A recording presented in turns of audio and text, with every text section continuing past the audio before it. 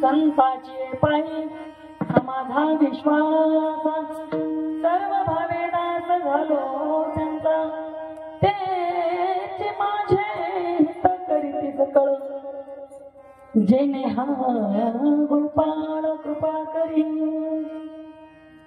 भागलिया माझ वाटेल कडे, त्यांचे जोडे सर्व सुख, तेचे माझे हित करीती सकळ, जेने हा गोपाळ कृपा करी, तुका म्हणे शेष घेला वडे, वचन मोडी बोलिले तेचे माझे हित करीती सकळ, जेने हा गोपाळ कृपा करी. विठाला समचरण सरोजं ताम्रनीला बुधावं, जगननीत पाणी मंडनं मंडनानां, तरुण तुलसी माला कंदरं कंजनेत्रं, सदैवलासं विठ्ठलं चिंतया.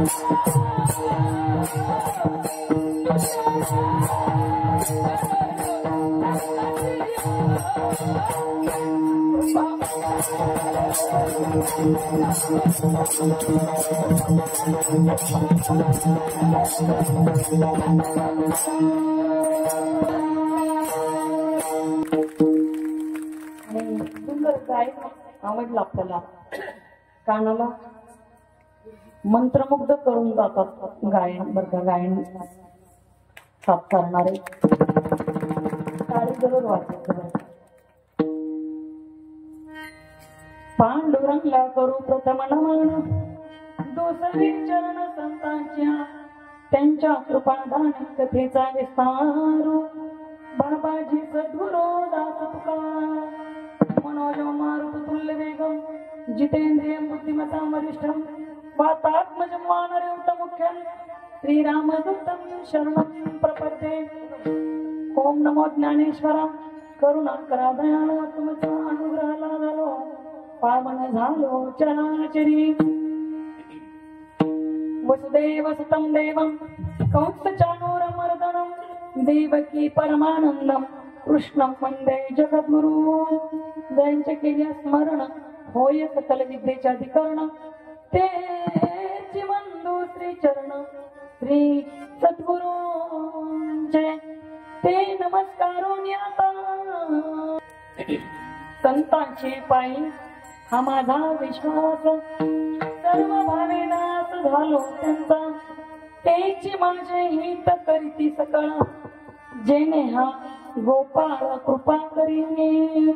प्रस्तुत प्राप्त प्रसंगी कीर्तनरूपी सेवे करता, भगवंताच्या सेवे करता, प्रभू रामचंद्रांच्या सेवे करता आणि हनुमानजींच्या सेवे करता नवे नवे जमलेल्या तुम्हा सर्व संत श्रोते जन, समर्थ माय बापांच्या सेवे करता निवडलेला अभंग, जगद्गुरु विश्ववंदनीय श्री क्षेत्र देहू निवासी, वैराग्याचे महामेरू, संत हृदय सम्राट, संत शिरोमणी श्री तुकोबाराय यांचा असा हा 4 चरणांचा उत्कृष्ट असा अभंग, संतांचं महत्व आणि महात्म्य प्रतिपादित करणारा अभंग आहे.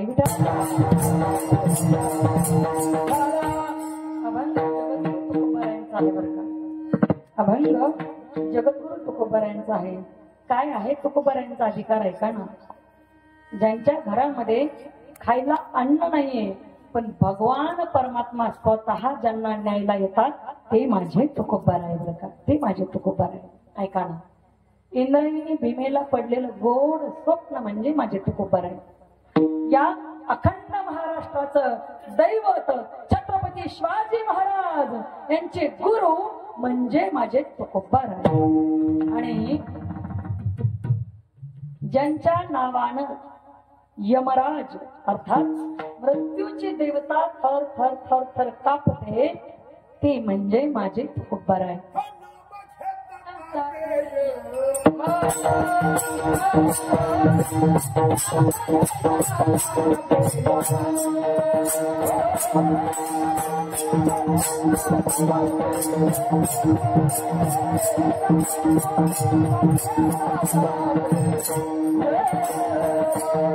तुकाराम तुकाराम नाम घेता का प्रेम ऐसे तुकोबा समर्थ जेने केला हा पुरुषार्थ केलाय तुकोबारायने.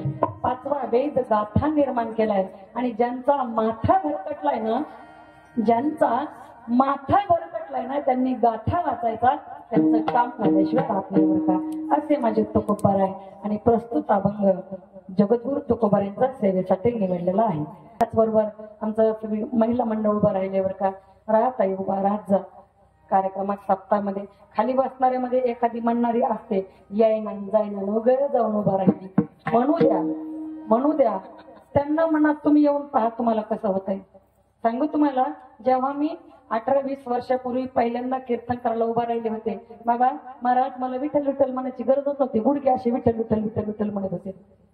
सुरुवातीला त्रास होतो भीती वाटते बऱ्याच गोष्टी होतात पण कालांतराने आपल्याला चांगलं वाटतं. आणि जिथं आनंद आहे ना माणसाने तिथं आनंद नक्की घेतला पाहिजे बरं का. नक्की घेतला पाहिजे.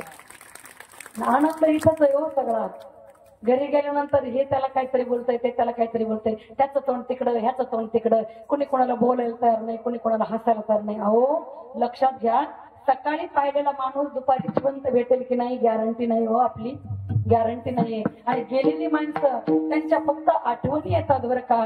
माणसं वापस येत नाहीत. माणसं जपायला शिका बरं का. माणसं जपायला शिका. आणि आपण एवढे वर्षानुवर्ष ऐकतोय आपण पण इथंच ऐकतोय आणि इथंच आपले कपडे असे झटकून ऐकलंय ना इथंच टाकून आम्ही चाललो घरी. असं करू नका बरं का माय बाप हो. असं करू नका. बोलतायत ना कीर्तनकार जे आपल्या फायद्याचं नक्की त्याचं अनुकरण आपल्या जीवनामध्ये आपल्याकडून झालं पाहिजे जेणेकरून आपल्याला भगवंत सुद्धा भेटेल आणि आपण प्रेमाने जोडलेली माणसं सुद्धा आपल्यापासून दूर जाणार नाहीत बरं का. विठाला सगळी उभी राहिलेली मंडळी आमचे युवाई विना घेऊन उभे राहिलेले आहेत बरोबर का. जावाई वाजवायला युवाई विना घ्यायला आज कीर्तनाची मजाच आहे बरं का. खऱ्या अर्थानं आमची मुलगी आलेली आहे. आमचे जावयाचे बंधू आणि जावई हरिभक्त परायण आम्ही त्यांना साधू महाराज म्हणून येतात. इथं आले की सगळे महाराज होतात ना. साधू महाराज जाधव आमची आरती दिदी. त्याचबरोबर आमच्या आरती आम्ही तुमच्या गावात दिली बरं का. तिच्या मागोमाग चांगलं 2-3 पोरी तिकडून इकडे तुम्ही आणल्या बरं का आमच्या खऱ्या अर्थानं. हा आणि हा आहेत ना सगळे. चला सर्व आमच्या इनबाई आहे तिथं. आमच्या त्या ठिकाणी आमची दुसरी लेक पण आहे. आरतीच्या जाऊबाई आहेत. कारण कसं असतं माणसं विसरायचे नसतात. मी तुम्हाला अगोदरच सांगितलं बरं का. कीर्तन थोडं कमी झालं तरी चालेल पण माणसं विसरायची नाही. आमचे दुसरे जाऊबाई सगळे आलेले असतील. सगळ्यांच्या साक्षीनं सुंदर प्रकारच्या भगवंताच्या दरबारामध्ये ही सुंदर सेवा आहे. आणि त्या सेवेसाठी पेटीवर असणारे पेटीवर म्हणजे बाजूलाच बसलेत ते. हा पेटीवर बसून पेटी कशी वाजवायची. हा बाजूला बसून पेटी वाजवणारे बाळासाहेब महाराज लांडे गोड पेटी वादन आहे बरं का. त्याचबरोबर सुंदर आमचे चोपदार महाराज आहेत ना. चोपदार महाराजांसाठी एकदा जोरदार टाळ्या वाजवा. बाबा ड्रेस नवीन घेतलाय का. लयच आवडला मला बाबा. तुम्हीच मला आवडलं खरंच ना. इतके सुंदर दिसायला लागलं तुम्ही. तुमची दृष्ट काढून टाकायला पाहिजे कीर्तन संपलं तुम्ही. हा खूप गोड बाबा. बाबा येतात माझ्यासोबत नाही बरं झालं नाही म्हणले. हा म्हातारला विचार लागेल का. हा विचारल्याशिवाय जमत नाही काही.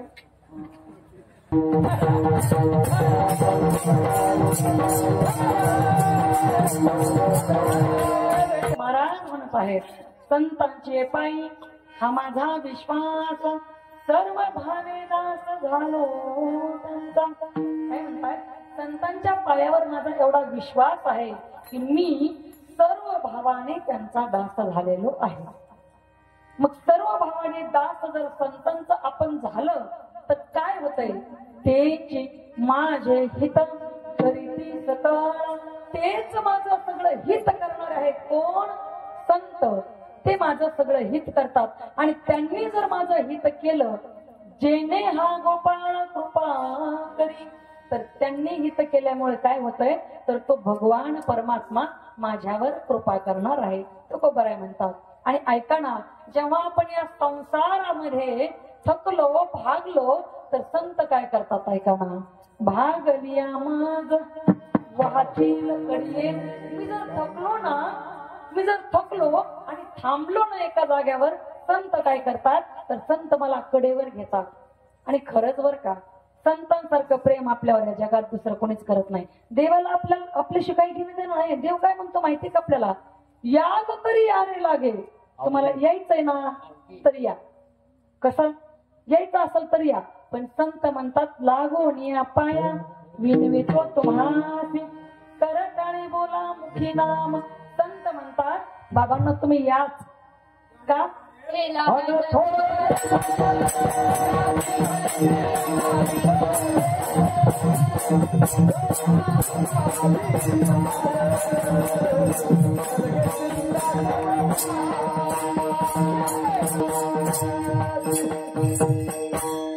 संतांनी सांगितलं, यारे यारे लहान थोर याती भलती नारी नर. सगळ्यांनी या, पण अगोदर कोण या, नारी या. अगोदर नारी सांगितलं. आणि तुकोबाराय त्यांच्या अभंगामध्ये त्यांनी स्त्रियांना प्राधान्य दिले बरं का. मातेला अगोदर प्राधान्य, नंतर पित्याला. बघा, अगोदर स्त्रीला यारे यारे लहान थोर याती भलती नारी, आणि त्याच्यानंतर नर आहे बरं का. त्याच्यानंतर नर. कन्येला अगोदर प्राधान्य, नंतर पुत्राला. अनेक अभंगाप्रमाणे आपल्याला पुढे जायचं. चला, महाराज म्हटले की देवाला काही घेणं देणं नाहीये तुमचं. देव स्वतः म्हणतो, तुम्हाला यायचं असेल तर या, पण जर तुम्ही आलात ना तर मी तुम्हाला पोटभर देईल. आजी देतो पोट भरी. किती पोट कधी भरतं माहिती का, जेव्हा आपण पुरे पुरे पुरे म्हणतो ना, बस हो बस, आता टाकूच नका, वायाला जाईल. अहो इथपर्यंत आले हो, तेव्हा त्याला पुरे पुरे भरपूर असा म्हणतो बरं का. देव म्हणतो, तुम्ही जर आलात ना मी तुम्हाला देईल, पोटभर देईल. पुरे म्हणाल तो बरी. पण तो काय म्हणतो देव, तुम्हाला यायचं असेल तर या. पण संत तसं नाही. संत तसं म्हणत नाहीत. संत कसे तर आपणासारखे आपल्यासारखं तात्काळ करण्याचं सामर्थ्य हे संतांमध्ये आहे बरं का. देव ती जबाबदारी घेत नाहीये. तुम्ही आलात तर मी तुम्हाला देईल, पण तुम्ही नाही आलात तर मी तुमच्याकडे पाहणार नाही. कारण देव कसा आहे, जो जैसा मज कारणे मिही तैसाची तया कारणे, भक्त अनन्य मज कारणे मिही तया कारणे अनन्य. देव म्हणतो स्वतः. पण संत म्हणतात की आम्हाला बुडत हे जन, आम्हाला बघवत नाही हो.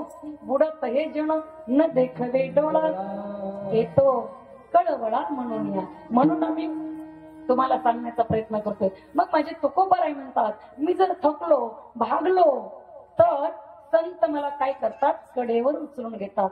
भागलिया मग वाहतील कडिये, आणि त्यांचे मी जोडे सर्व सुख. त्यांच्यामुळे माझं सर्व सुख होतंय, मला सर्व सुख प्राप्त होतंय. आणि ते त्यांच्याशी आपण जोडले गेलो ना तरच सुख भेटणार आहे बरं का. कारण सगळ्या सुखाची राशी म्हणजे माझे संत आहेत, आणि देव सुद्धा आहे बरं का. पण देवाकडे आपल्याला स्वतःहून जावं लागतं. संत आपल्याला ओढून खेचून ताणून रागवून प्रसंगी शिव्या घालून नेतात. काय म्हटले संत माहितीये तुम्हाला, ज्यांच्या तोंडाला देवाचं नाव येत नाही त्यांच्यासाठी म्हणले,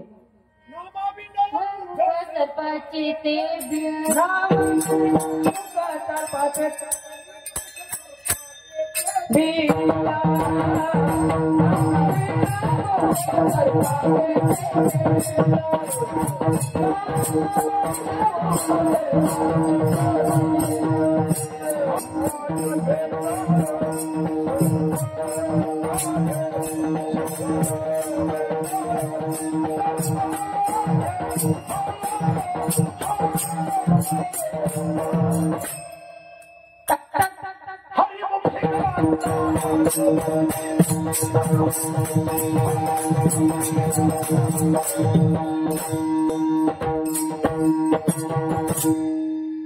नामाशी विमुख सर्पाचे ते बिळ. जो नामाला विमुख झालाय ना त्याचं तोंड म्हटले काय सर्पाचे बिळे बर का.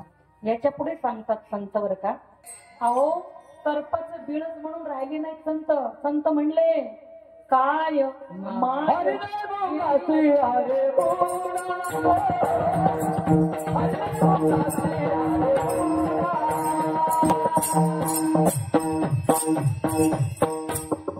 काय म्हणताय.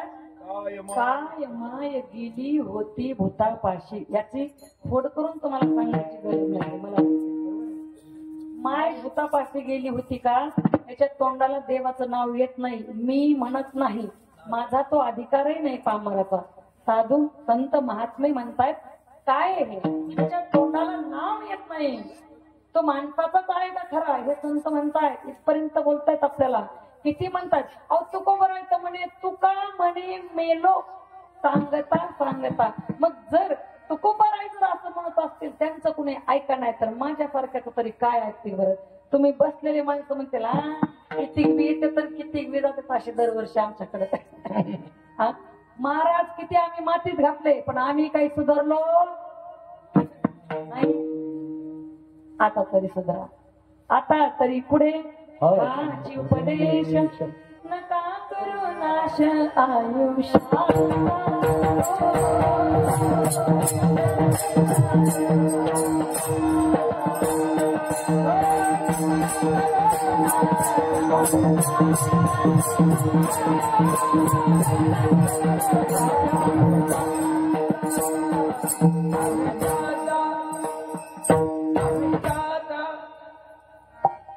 महाराज म्हणतायत आता तरी इथून मागे झाले ना. मागे झाले पाहू नका पुढे जामीन आहे तुका. मागचं पाहू नका काय झालंय. इथून पुढे सुधरा बरं का. इथून पुढे सुधरा. इथून पुढे भगवंताच्या भक्तीला लागा. तुकोबाराय म्हणतायत बरं का. आणि म्हणून आपल्याला तेच करायचं आहे. त्याच्यासाठी अशा प्रकारचे अखंड हरिनाम सप्ताह आयोजित करावे लागतात बरं का. ऐका ना. आपला मोबाईल दिवसभर चालावा. आपला मोबाईल दिवसभर चांगला चालावा यासाठी आपण तासभर त्याची चार्जिंग करतो. बरोबर आहे ना. प्रत्येकाकडे मोबाईल आहे. आपण त्याची तासभर चार्जिंग करतो म्हणजे तो दिवसभर चालतो. तशी वर्षातून एकदा ही अखंड हरिनाम सप्ताहाची चार्जिंग आहे. आणि हा मोबाईल पूर्ण वर्षभर चांगला चालतो म्हणून ही चार्जिंग अतिशय महत्वाची आहे. विठ्ठल बघा आपण या मृत्यू लोकांमध्ये जन्माला आतापर्यंत फक्त मी अभंगाचा भावार्थ सांगत होत्या. तुम्ही म्हणताल कीर्तन कधी सांगायचंय. वेळच पुरत नाही. उन्हाचा बाबा मी कथा चालू केल्या होता. त्याच्यामध्ये ते 3.5 तास पर्यंत 3-3.5 तास व्यवस्थित मनसोक्त बोलता येतं. कथा चालू केल्या होता. कीर्तन थोडे कमी करून कथा. कारण मला ते म्हणतात ना बायका नाही का शेतामध्ये पात चोर का नाही का कुल्पिता म्हणतात. ते पण येतं बरं मला. असं काही नाही तिकडे काही आपण अनभिज्ञ आहोत. ते पण येतं शेतातलं सगळं काम येतं. आमच्या मोनुताईला म्हणजे आमच्या आरतीला माहिती ना तिला पण होतं बऱ्यापैकी येतं गरजेपुरतं. आणि सांगू तुम्हाला आपण कष्ट करायची लेकरं आहोत. आपल्याला फक्त 2 कामं सोडून बाकीचं कोणतंच काम करताना अजिबात लाजायचं नाही बरं का. आणि जो माणूस कुठलंही काम जे काम आपली उपजीविका भागवताना ते काम करताना लाजत नाही तोच मनुष्य तीच व्यक्ती आयुष्यामध्ये यशस्वी होते. आणि म्हणून कोणत्याच कामाला कधीच लाजायचं नाही बरं का. कधीच लाजायचं नाही. आपण या मृत्यू लोकांमध्ये आलेलो आहोत. या नरदेहाला आलेलो आहोत बरं का. माझ्या स्वतःशिवाय दुसरं काहीच नाही दिसत. मी आणि तो नाही का. पण तो आणि हा विठ्ठल बरोबर जेव्हा तो आणि मी एक होणार तेव्हा खराच त्या भगवंताच्या नामाचा आणि त्या मस्तीचा आनंद आपल्याला घेता येतो बरं का. म्हणून माझे माऊली म्हटले नाव तो हा विठ्ठल बरोबर. तो पण बरोबर आणि हा पण बरोबर आहे. कुठला तैसा हृदयामध्ये मी रामू असता सर्व सुखाचा राम की भ्रांता अशी काम विषयावरी राम आहे प्रत्येकाच्या हृदयात बरं का. आणि आज रामनवमी हनुमान जयंती उत्सवाच्या निमित्तानं आपला सप्ताह आहे बरं का. आणि आज आपण खर तर स्वतःला भाग्यवान समजावं लागेल आपल्याला. 500 वर्षापासून प्रभू रामचंद्रांना अयोध्येत यायचं होतं पण नव्हते येत बरं का. आपण त्याचे साक्षीदार झालो. या डोळ्याचं पारणं फिटलं. आपण भगवान प्रभू रामचंद्राला अयोध्येमध्ये स्थानापन्न होताना पाहिलं.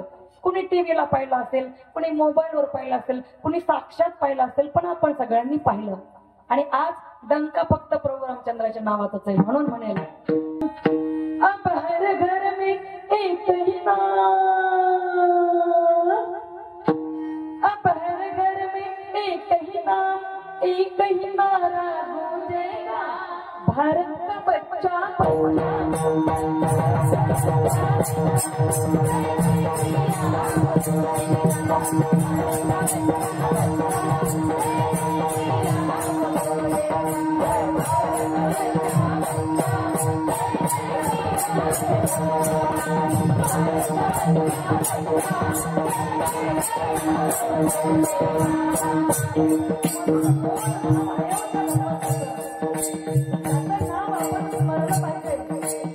त्याचं नाव आपण मनात ठेवलं पाहिजे.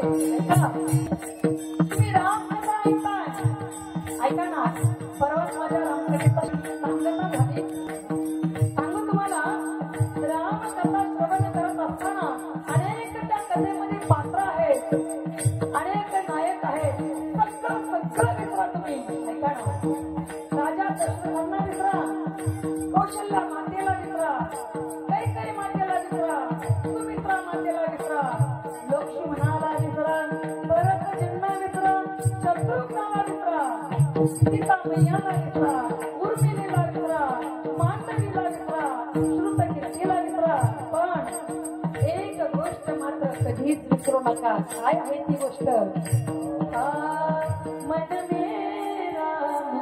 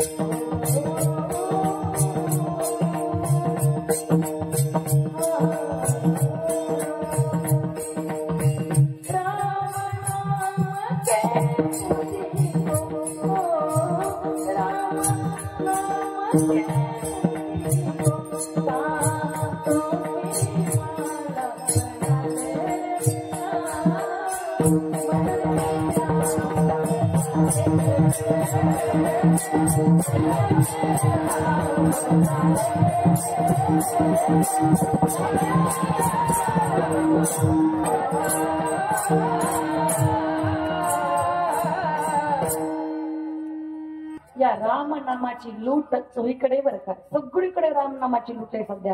बघा ना, सगळीकडे. आणि ज्याला या राम नामाला लुटता आलं ना, त्याच्यासारखा श्रीमंत या जगात दुसरा कोणीच नाही बरं का. त्याच्यासारखा श्रीमंत या जगामध्ये दुसरा कोणी असू शकत नाही. राम नाम की लूट है, लूट सके तो पाँच फिर बचताएगा, जब प्राण जाएंगे छूट कबीरा, प्राण जाएंगे छूट. बघा, राम नामाला आपल्याला लुटता आलं पाहिजे. आणि एक गोष्ट ऐका, त्या प्रभू रामचंद्राशिवाय या दुनियेचं काहीच भागत नाही बरं का. दुनिया चालतच नाहीये भगवंताशिवाय. पण ऐका ना, त्या भगवंताचं हनुमंतराशिवाय काही चालत नाही. म्हणून दुनिया चले न श्री राम के बिना, राम के बिना दुनिया चले न श्री राम के बिना,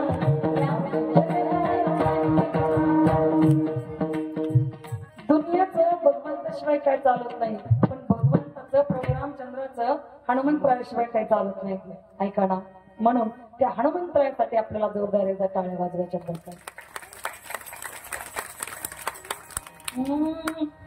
जो खेल गए प्राणों पे, जो खेल गए प्राणों पे श्री राम के लिए, एक बार तो हाथ उठाओ मेरे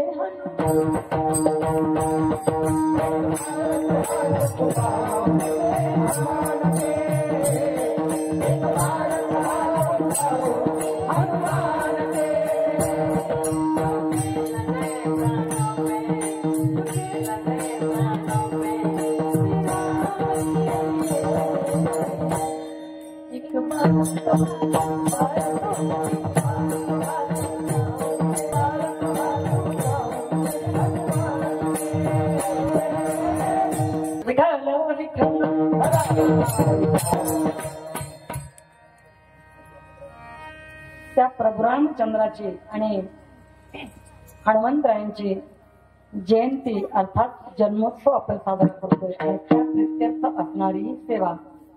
आणि आपण अभंगाकडे आणखी गेलोच नाही, माहितीये का? जायला तेवढा वेळ लागतो, बाहेर यायला किती लागत? विठ्ठल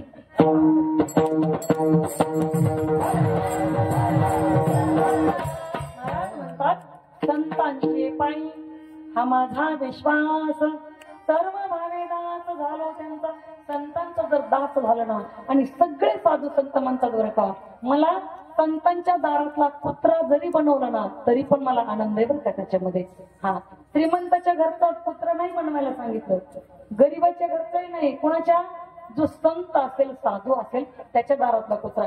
संतांच्या वचनावर विश्वास जर आपण ठेवला ना, संतांच्या पायावर विश्वास ठेवला ना, काय करतात बरं का, अहो संतांचे पाय जरा लांब ठेवा, जरा बाजूला ठेवा, संतांच्या चरणाची धूळ, संतांच्या चरणाचं रज जरी आपल्याला लागलं तर काय होतंय? संत चरण रज लागता सहज, वासनेचे बीज जळून जाय. वासनेचे बीज जळून जाय म्हणजे पूर्ण संपणं, पुन्हा येणे नाही. पण ते संत पण खरे असावे लागतात. पोटासाठी कली संत खूप झाले हो, खूप झाले. संत कुणाला म्हणायचंय? तेची संत, तेची संत.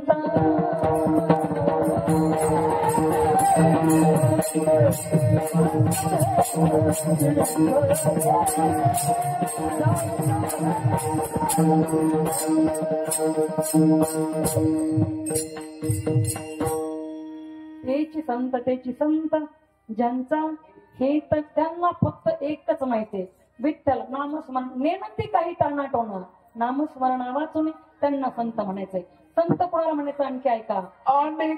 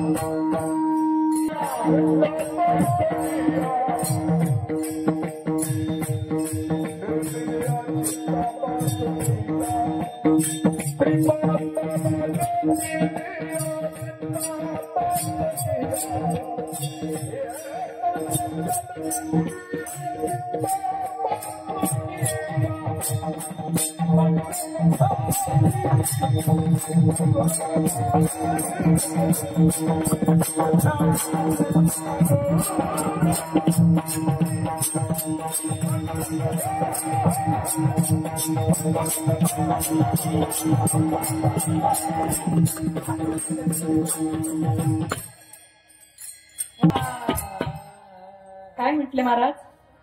काय गोड प्रमाण दिलं. संतांचं लक्षण इतके सुंदर आहे, तुम्हाला सांगू. वैष्णव त्यालाच म्हणायचं, वैष्णव जन तो तेने कहिए पीर पराई जाणे रे. ज्यांना दुसऱ्याचं दुःख कळतं त्यांना वैष्णव म्हणायचं. काही माणसं समोर माणसं तडफडत असतात तरी त्यांना पाणी सुद्धा पाजत नाही, इतके दुष्ट माणसं आहेत, दुष्ट प्रवृत्तीचे माणसं आहेत बरं का समाजामध्ये. ऐका, पण ज्याला दुसऱ्याच्या दुःखाने दुःख होतं त्यालाच तर खरं माणूस म्हणायचंय. मग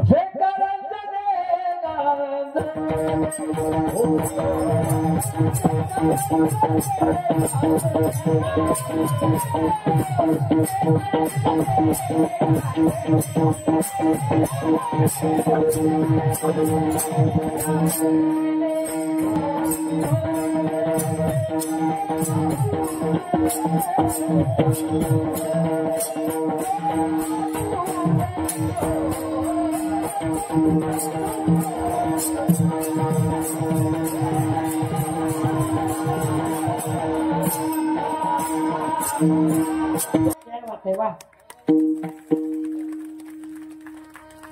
येथे पाहिजे जातीचे येरा गबाळ्याचे काम नव्हे बरं का. जातीवंत कलाकार आहेत बरं का. आमचे सोमनाथ महाराज, आमचे हरिभक्त पडण, इकडं हरिश्चंद्र महाराज, काळे महाराज, इकडं काय गोड गायन आहे. असं वाटतं कधी कधी मला मरावं आणि तुमच्या सारख्यांच्या पोटाला यावं बरं का. आणि मी भजनाची वेडी बरं का. खरं सांगू का, मला तुमच्यासारखे राग वगैरे काही येत नाही बरं का. हरिश्चंद्र महाराज, मला काही तुमच्यासारखा राग येत नाही. मला येतो राग नाही असं नाही. तुम्हाला वाटतं मलाच येतो का, असं काही नाही. मला पण येतो, पण मला घरी येतो. इथं नाही येत मला, मला घरी येतो. मग मला राग आला का मी असे भांडे आपटीत असते. मग राग काढायला पण नाही आपल्याला, राग काढायला पण आपल्याकडे कोण नाही असतात माणूस. त्याच्यामुळे राग आहे कोणाकडे काढता येत नाही. आला काय भांडे आपटायचे आपले. तुम्हाला वाटतं नाही मला येतो, मला बी भरपूर येतो. पण कुठे येतो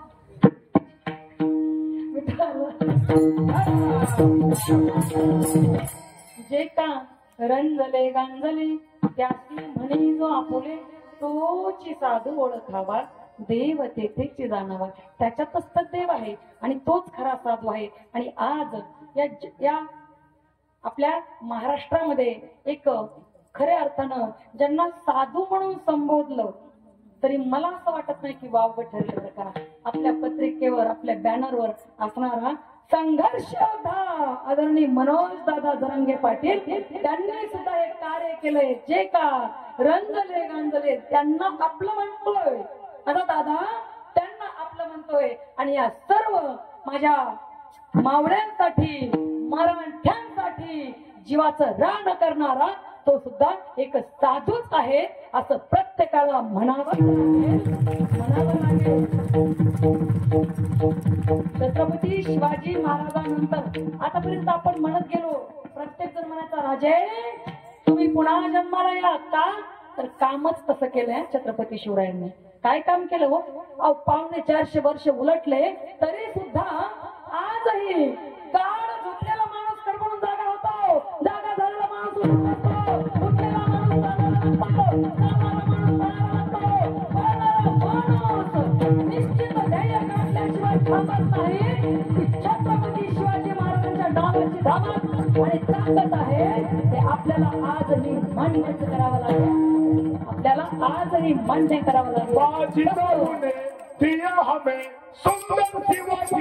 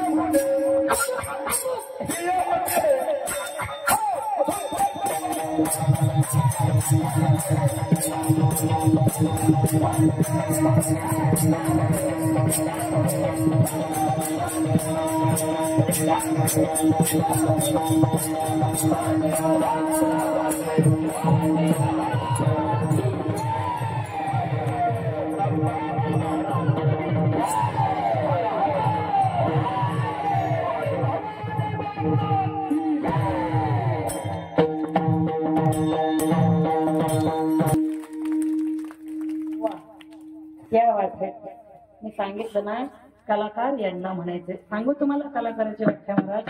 सोमनाथ महाराज ऐका ना, इतनी गोड कलाकारांची व्याख्या. जो उम्र भर बांध कर रख सकता है उसे प्यार कहते हैं, और अपनी कला से जो दुनिया को हिला सकते हैं उन्हें कलाकार कहते हैं, उन्हें कलाकार कहते हैं. कलाकार मंडळीत बरं का खरंच.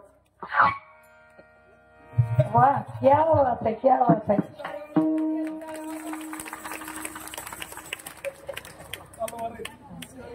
तलवारीची धाराच आहे. हा,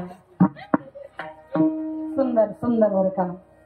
आणि खऱ्या अर्थानं मला सांगायचं होतं की छत्रपती शिवरायांना 450 उलटून गेली हो, पण आजही शिवाजी नाव घेतलं की धमन्या तेजीनं पळू लागतात, मेंदू जागा होतो, रक्त सळसळ करतं. काय केलं या माणसानं, काय केलं या राजानं? ऐका ना, वाऱ्यासारखी तलवार चालवून गेला, निधड्या छातीनं हिंदुस्तान हलवून गेला. अरे मुठभर जिवलग जिगर बाज मावळ्यांना सोबतीला घेऊन हजारो सैतानांना नडून गेला. स्वर्गात गेल्यावर सुद्धा ज्यांना देवाने झुकून मुजरा केला असा एक मर्द मराठा राजा शिवबा होऊन गेला, राजा शिवबा होऊन गेला.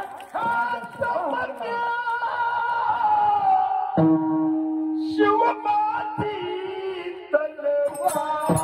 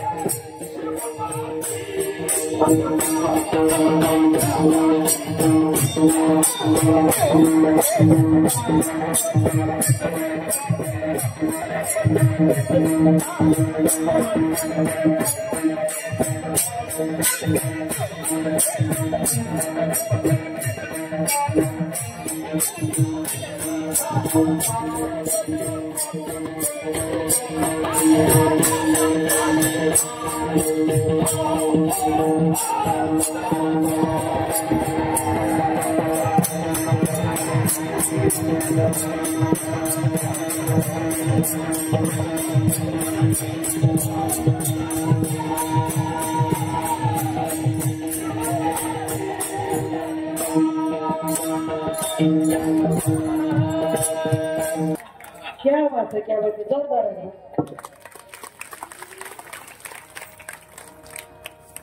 काय सुंदर आहे. मला आता समजा काय कीर्तन विसरले ना मी. असे कलाकार असल्याच्या पायापर्यंत कीर्तन करी हा थकवा म्हणजे अहो एवढा आवाज बसलाय, बोलताय नाही. बघून मग कशी मला गाडी आणलं, मला शब्द कुठं त्यांना बोलायला पण चांगलं की तो जोर कुठून येतो कसा भगवंताची कृपा बरं का. आणि महाराज तुम्हाला सांगून जाईल, मी कीर्तन शिकायला कुठे गेलेलं नाही, मी गायन कुठे शिकलेलं नाही, कीर्तन शिकायला कुठे गेले. मला नेहमी लोक विचारतात ताई तुम्ही कीर्तन कुठे शिकलात. मी फक्त त्यांना एकच सांगत असते, माझ्यासाठी माझी आई आळंदी आणि माझे वडील पंढरपूर आहेत, बाकीचे तीर्थ मला माहित सुद्धा नाही. गरजही पडली नाही का. माय बाप केवळ काशी तेनी न जावे सकल तीर्थांचे धरे जे का माता पिता. गरजच नाही हो, गरजच नाही. आई वडिलांना तुम्ही सांभाळा, व्यवस्थित बोला, लागेल तेव्हा त्यांना खायला द्या, लागेल तेव्हा पाणी प्यायला द्या. काय म्हणतात ते वृद्ध झाल्यानंतर बरोबर भाकरी आणि एक ग्लास पाणी, तांब्या भरून पाणी, हा ते पण आपल्याला देणं होत नसतं तर आपण जन्माला येऊन उपयोगच नाही ना आपला. जन्मा येऊन काय केले तो मुद्दल गमाविले, काय गरज आहे जन्मल्याची. आणि त्यांना मनुष्य माणूस म्हणून घ्यायला लाजलं पाहिजे. माझं तर स्पष्ट मत आहे असं. ज्यांना आई वडिलांची सेवा करायला जमत नसेल, खऱ्या अर्थानं बघा, आपण जन्माला आलो ना तर काही कर्म वाटून दिलेले आहेत आपल्याला. ते कर्म आपण जर समोर ठेवून प्रामाणिकपणाने करत गेलो तर भगवंताची सेवा करायची गरज नाही. उदाहरणार्थ पतीची सेवा जर आपण केली, गरज नाही परमार्थ करायची. तुकोबराय म्हटले माझे, मी मोगम बोलत नाही, पुरावा देऊन बोलते. आणि जो माणूस महाराज पुरावा देऊन बोलत नाही, मग कीर्तन संपले त्याला पुरावा.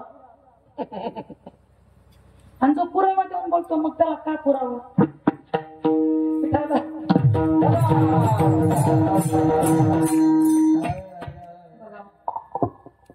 पुरावा पुरावा असतो माझ्याकडे बरं का. तुकोबाराय म्हणतात तुका म्हणे पतिव्रता तिची गरजच नाही. मंदिरात जा त्याला दूध बसवान ते आता तर ते काय ते प्रदीपजी मिश्रा त्यांनी एवढं त्या शिवपुराण कथेचं थैमान घातलं बरं का आपल्याकडं. आणि पहिले आपल्याकडं श्रावण महिन्यात शिवरात्रीलाच फक्त महादेवाचं मंदिर उघडायचे किंवा तिथं गर्दी दिसायची. पण आता महादेवाला वाळूनच द्यायला बायका, वाळतच नाही महादेव. घरच्या महादेवाने पाणी मागितलं की त्याला म्हणते घ्या की तुमच्या हाताने हात काय पट्ट गेले का आणि तिकडच्या महादेवाला ओलं करते. नको करू मावशी ओलं त्याला करूच नका त्याला. घरच्या महादेवाने पाणी मागितलं की त्याला द्या. देव तुमच्या दारात हात जोडून उभा राहील आणि साहेब काय आज्ञा सांगा असं म्हणेल बरं का. गरज नाही उजरत बोलत चलते. मला फक्त एवढं सांगायचं संतांच्या वचनावर संतांच्या पायावर विश्वास ठेवल्यानंतर काय होतंय एवढं सांगणार आणि कीर्तन थांबवणार आहे. आणि बाकीचे चरण सोडवण्यासाठी मी पुन्हा येईन.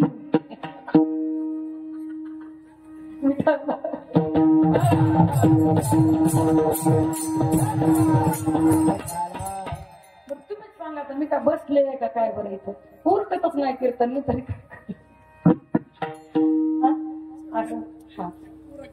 हा उरकत तेवढंच घेणार आहे मी आता. बघा ना हा काय काय काय सांगत होते मी. संतांच्या वचनावर संतांच्या पायावर विश्वास आपण ठेवला पाहिजे. ऐका एका जंगलामध्ये एक पारधी राहत होता बरं का. पारधी आता पारधी म्हटलं की त्याचं काम काय की दररोज जंगलात जायचं, शिकार शोधायची, प्राणी पाहायचे, पशु त्यांना सापडायचं, शोधायचं, त्यांना मारायचं, त्यांना मारलेलं उचलून घेऊन घरी जायचं आणि घरी गेल्यानंतर ते शिजवून त्याचा भोजन करायचं. हा त्यांचा नित्यक्रम असतो. कुणाचा? पारध्यांचा. ऐका ना फार गोडे बरं का, फार गोडे. पारधी दररोज जायचा जंगलामध्ये शिकारीसाठी. पण त्याच्यापेक्षा अगोदर एक काम करायचा. त्याचा आणखी एक नियम होता. कुणाचा? पारध्याचा. पारध्याचा आणखी एक दररोजचा नियम होता की जात असताना याच्या जंगलातून जात असताना शिकारीसाठी त्या ठिकाणी एक साधू महात्मा एक सुंदर अशी झोपडी बांधून राहत होते. आणि तो पारधी जात असताना दररोज त्या साधू महाराजांचं दर्शन घेऊन पुढे जायचा होता. पण साधू महाराज कधी जागृती अवस्थेमध्ये नसायचे. साधू महाराज कायम तल्लीनतेमध्ये असायचे, भगवंताच्या नामामध्ये लीन असायचे. आणि हा पारधी जाताना साधू समोर नतमस्तक व्हायचा आणि आपल्या कामाला निघून जायचा.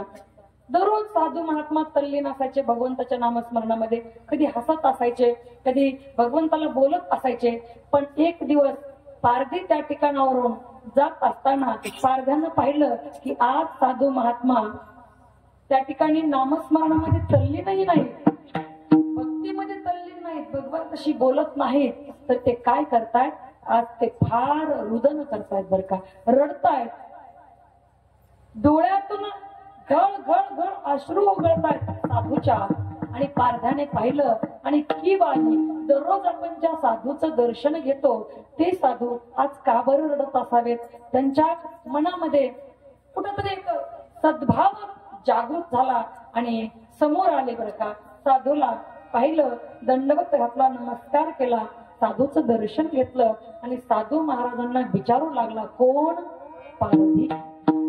पारधी म्हणतोय साधू महाराजांना, हे महाराज, महाराज आपण काय रडत आहात? काय झालं तुम्हाला? आता पारधी विचारतोय मायेपोटी, प्रेमापोटी. पण साधूला वाटलं आता याला सांगून काय उपयोग आहे का बरं, मी का रडतोय, याला काय सांगावं? हा जातीचा पारधी, याला काय माहिती भगवंत, भगवंताची भक्ती, याला काय कळणार आहे, याला काय सांगून उपयोग आहे? काय नाही म्हणते, बाबा तुझ्या कामाला तू निघून जा, तुझा आणि माझ्या रडण्याचा काही संबंध नाही, तुला सांगितल्याने कळणार नाही. पण पारधी म्हणाला, बाबा तुम्ही मला सांगून तर पहा ना. साधू महाराज तुम्ही नुसतं मला सांगून तर पहा ना, तुम्हाला जंगलातला एखादा पक्षी पाहिजे का खाण्यासाठी? कोण म्हणतोय? पारधी म्हणतोय. पारध्याला काय तेवढंच फक्त ज्ञान, आपल्या जेवढं आपल्याला ज्ञान आहे ना तेवढंच आपण दुसऱ्यांसमोर मांडू शकतो, व्यक्त करू शकतो, बरोबर आहे नाही? पारधी म्हणतोय, बाबा तुम्हाला जंगलातला एखादा पक्षी पाहिजे का खायला? तुम्हाला भूक लागली का? मला सांगा, मी तो पक्षी तुम्हाला आणून देईन. साधू महाराज म्हटले, अरे बाबा तुझ्या काहीच कामाचं नाहीये माझं रडणं, किंवा मी जे बोलेन ते तुला काही कळणार नाही, तू आपला तुझ्या कामाला निघून जा. पण पारधी सुद्धा हट्टी होता बरं का. आणि साधूचे पाय सोडायला तयार नाहीये पारधी. साधूला त्याने पायाला पकडलं साधूच्या आणि म्हणू लागला, महाराज जोपर्यंत तुम्ही मला तुमच्या रडण्याचं कारण सांगत नाही तोपर्यंत मी तुमचे पाय सोडणार नाही. आता साधू महात्म्याला वाटलं याला कटवायचं म्हटल्यानंतर काहीतरी करावं लागेल. मग साधू महाराज म्हटले, हा हा हा हा तू म्हंटलास ना आता मला पक्षी पाहिजे का? हो म्हणे, मला पक्षीच पाहिजे. कसला पक्षी पाहिजे म्हटले, मला सांगा. सगळे पक्ष्यांना मी ओळखतो आणि तुम्हाला जसा पक्षी पाहिजे तसा पक्षी मी तुम्हाला आणून देणार. हे वचन आहे माझं. मी तुम्हाला तुम्ही म्हणाल तो पक्षी आणून देणार आणि जर नाही आणून दिला तर तोंड दाखवणार नाही माझं वापस पुन्हा. तुम्हाला तर नाहीच दाखवणार पण मी माझ्या घरी सुद्धा जाणार नाही. आणि बघता बघता काय म्हणतात साधू महात्म्याला, तू पारधी सांगू लागलाय, बाबा मी अन्नाचा त्याग करेल, जल त्याग करेल, पण तुमच्यासाठी तो पक्षी शोधून आणेल. कसा आहे पक्षी मला तेवढं सांगा. मग साधू महाराज पक्षाचं वर्णन सांगतात, ऐका ना. ज्याला 4 भुजा आहेत, अर्थात त्याला 4 हात आहेत, 2 पायावर तो उभा आहे, त्यानं पिवळा पितांबर नेसलेला आहे, सुंदर उंची वस्त्र परिधान केलेलं आहे, त्याच्या डोक्यावर सुंदर मुकुट आहे, त्या मुकुटावर मोरपीस खोवलेला आहे, त्याचे डोळे सुंदर हरणासारखे कमळाच्या फुलासारखे ज्याचे सुंदर डोळे आहेत आणि ओठ गुलाबाच्या पाकळ्यासारखे आहेत, त्याचे दात डाळिंबीच्या बियासारखे आहेत आणि त्याचा वर्ण श्याम वर्ण आहे, निळसर वर्ण आहे. अशा वर्णनाचा पक्षी आहे का तुला माहित? साधू महाराज बोलून गेले. पारधी म्हणतोय असा पक्षी तर मी अजून पाहिला नाही, पण ज्या अर्थी तुम्ही सांगताय त्या अर्थी पक्षी नक्की असणार. साधूच्या बोलण्यावर विश्वास आहे, साधूच्या चरणावर विश्वास आहे. ऐका ना, साधू महाराजांना पारधी म्हणतोय, बाबा मी तुम्हाला हा पक्षी आणून दिल्याशिवाय माझ्या घरी सुद्धा जाणार नाही. आणि बघता बघता निघाला ना पारधी. पाहिलं इकडं पाहतोय, तिकडं पाहतोय, तिकडं पाहतोय, सर्वत्र त्याने शोध घेतला. कुणाचा? भगवंताचं वर्णन असणाऱ्या पक्षाचा. त्याला काहीच माहित नाहीये. बघता बघता दिवस मावळतीला आला, संध्याकाळ झाली तरी पक्षी काही सापडला नाही. पारधी जाग्यावर बसला, काय करावं, माझे साधू महाराज रडतात, कारण प्रीती जडली होती हो साधूवर. आणि एक विचार करा, दररोज ज्याचं दर्शन आपण घेतो ना त्याच्यावर प्रेम जडतं बरं का, प्रेम जडतं. त्या भगवंतावर आपलं प्रेम जडावं यासाठी त्याला दररोज आपण पाहिलं पाहिजे. किती गोड आहे होतो, किती गोड आहे, ऐकायला किती गोड आहे. एक तो तेरे नैन तिरछे दूसरा काजल लगे, तीसरा नजरे मिला, दिल दीवाना हो गया. इतका गोड आहे तो, इतका गोड आहे. एक तो तेरे होठ पतले दूसरा लाली लगे, तीसरा तेरा मुस्कुराना, दिल दीवाना हो गया. सावनी सूरत पे मोह, दिल दीवाना हो गया. एवढा गोड तो भगवान परमात्मा आहे, ज्याचं वर्णन ऐकून पारधी त्याला शोध घेतोय. पारधी त्या पक्षाचा शोध घेतोय. पहिला दिवस त्या ठिकाणी अंधार पडला, रात्र संपली, दुसरा दिवस उगवला. पारध्याने शोध शोध शोध शोध शोध घेतला, हे सगळीकडे पाहिलं, सगळीकडे शोधलं. दुसरा दिवस गेला, पारध्याला पक्षी सापडला नाही. आता पारध्यानं जल त्याग केलाय, आता पारध्यानं अन्न त्याग केलाय, पाणी पित नाहीये, अन्न खात नाही. तिसरा दिवस उगवला, तोही दिवस संपला, रात्र झाली, ती संपली. चौथा दिवस उगवला आणि तिसऱ्या प्रहराच्या वेळी साधू महाराजांची आठवण करत पारधी रडायला लागलाय. काय म्हणतो तो, माझ्या साधूला हा पक्षी जर नाही भेटला तर ते किती रडतील सांगता येत नाहीये. मला हा पक्षी पाहिजे. सतत सतत सतत 4 दिवस त्या पारध्याला भगवंताच्या रूपाचं दर्शन झालं. सगळीकडे काय शोधत होता, कसा पक्षी आहे, पितांबर नेसलेला आहे, 4 हात आहेत, चतुर्भुज आहे, 4 हात आहेत, 2 पायावर उभा आहे, पितांबर पिवळा नेसलेला आहे, त्या ठिकाणी सुंदर त्याच्या डोक्यावर मुकुट आहे, केस त्या ठिकाणी असणारे कुरळे आहेत, त्याचे डोळे काळे भोर कमळाच्या फुलासारखे आणि त्या मुकुटावर मोरपीस चढवलेला आहे, त्याचे ओठ कमळाच्या पाकळ्यासारखे, दात त्या ठिकाणी डाळिंबीच्या बियासारखे, सतत त्याचं नामस्मरण या पारध्याच्या हृदयात होतं. आणि चौथ्या दिवसाच्या तिसऱ्या प्रहरी अशा वर्णनाचा पक्षी, कशा जे साधूने केलं होतं वर्णन, त्या वर्णनाचा पक्षी पारध्याच्या समोर येऊन फडफडू लागला. पारध्याची सहज नजर गेली आणि पारधी काय म्हणाला ऐका ना, अरे लबाडा, 4 दिवस लावलेच का रे?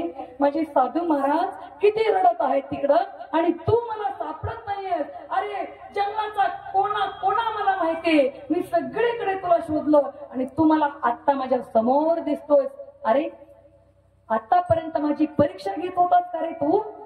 आणि काय बघता मावल्यांनो, माझ्या मायबाप हो, आपल्या जवळचं जाळं काढलं, दोरी काढली मोठी आणि त्या पक्षाच्या अंगावर जाळं टाकलं आणि मोठ्या दोरीने, मोठ्या सोलाने त्या पक्षाला, अर्थात माझ्या भगवान परमात्म्याला त्या पारध्यानं बांधलं, करकचून बांधलं. पुन्हा निष्ठून जाऊ नये आणि माझ्या साधूला पुन्हा रडावं लागू नये, करकचून त्या माझ्या भगवंताला पारध्यानं बांधलं. हो, पारध्यानं बांधलं आणि बघता काय घेतलं, उचललं आणि पाठीवर टाकलं आणि जप जप जप जप जप त्या साधूच्या झोपडीकडे चालू लागला. बरं का पारधी साधूच्या झोपडी जवळ आला. पारधी साधूने लांबूनच पाहिलं, काहीतरी घेऊन येतोय पारधी आणि जवळ आला. साधूच्या झोपडीच्या दारात असं दणकणते पक्षी तो आदळला खाली. पक्षाकडे साधू महाराजांनी पाहिलं आणि पाहतच राहिले. साधू महाराजांनी पक्षाच्या रूपात असणाऱ्या देवाचं दर्शन नाही घेतलं, पहिलं पारध्याचं जाऊन दर्शन घेतलं. का तर त्या पारध्यामुळे साक्षात भगवान परमात्म्याचं दर्शन साधूला झालं होतं. संत पूजावे आरते, देव सारावे परते.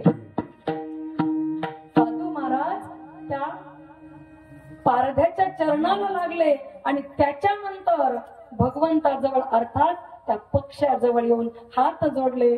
साधू महाराज म्हणू लागले, देवा, मी जसा जन्माला आलो, जसं मला बोलता आलं, मी तुझ्या नामाच्या व्यतिरिक्त काहीही बोललो नाही रे देवा. भजन गायलं तुझंच गायलं, जर तक्रार केली तुझीच केली, तक्रार केली तुझ्याकडेच केली आणि मला नाही करमलं मी तुझ्याशी बोललो. अरे भांडावं वाटलं तर मी तुझ्याशीच भांडलो रे देवा. सतत तुझं नामचिंतन केलं, पण तू माझ्या स्वप्नात सुद्धा यायला तयार नाहीस रे देवा. आणि पारध्याला 4 दिवसात भेट देतोस. साक्षात भगवान परमात्मा त्या ठिकाणी उभे राहिले. पारधी सुद्धा आश्चर्यचकित झाला.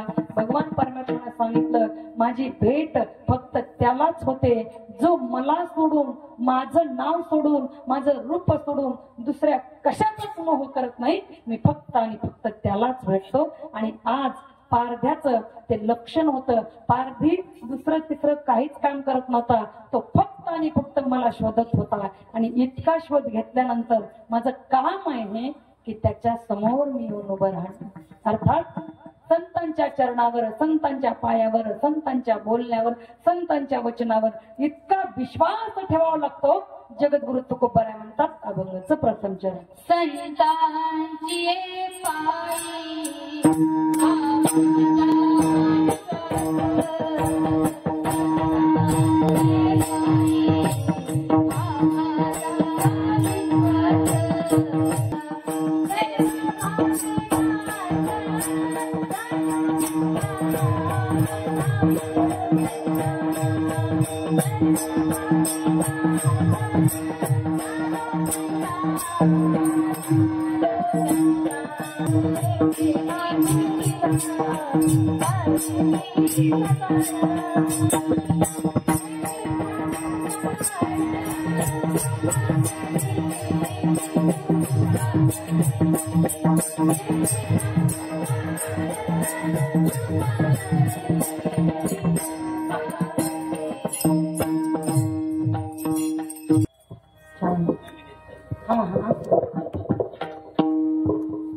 नवीनच असतात सगळे, जुने नंतर होतात.